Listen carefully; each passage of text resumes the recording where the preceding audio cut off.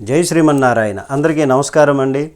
ఈ కలియుగంలో సులువుగా తరింపజేసేది, ఆనందాన్ని ఇచ్చేది, కష్టాలను తట్టుకునే శక్తిని, ధైర్యాన్ని ఇచ్చేది, అమృతమయమైనది, నిత్య సంతోషాన్ని ఇచ్చేటటువంటి శ్రీరామనామాన్ని ఏ జనులు పలుకుతారో అటువంటి వారు ఆ దేవదేవుని అనుగ్రహానికి పాత్రులవుతారు, అనుగ్రహాన్ని పొందుతారు.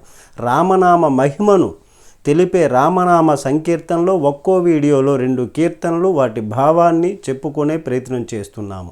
పిల్లలకు నేర్పించండి, గుణవంతులవుతారు ఖచ్చితంగా. రామనామము రామనామము రమ్యమైనది రామనామము, ద్వేషరాగ లోభమోహములను ద్రెంచునది శ్రీరామనామము, ఆంజనేయుని వంటి భక్తులకు ఆశ్రయము శ్రీరామనామము.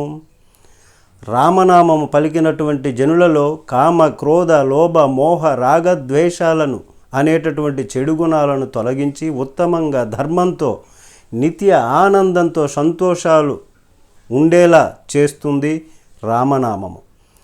అందుకే రామనామము రమ్యమైనది. మహాభక్తుడు ఆంజనేయ స్వామి రామనామము ఎక్కడ, ఏ ప్రాంతంలో, ఏ ప్రదేశంలో కుల మత భేదం లేకుండా ఎవరైతే రామనామాన్ని పలుకుతారో వారిని అనుగ్రహించి ఆనందంగా ఉండేలా చేసి ఆ స్వామి యొక్క అనుగ్రహాన్ని పొందేలా చేస్తారు. అందుకే రామనామము రమ్యమైనది. రామనామాన్ని పలకండి, 10 మందిచే పలికించండి, హిందూ ధర్మాన్ని కాపాడండి, హిందూ మతాన్ని రక్షించండి. జై శ్రీమన్నారాయణ. జై శ్రీరామని కామెంట్ చేయండి.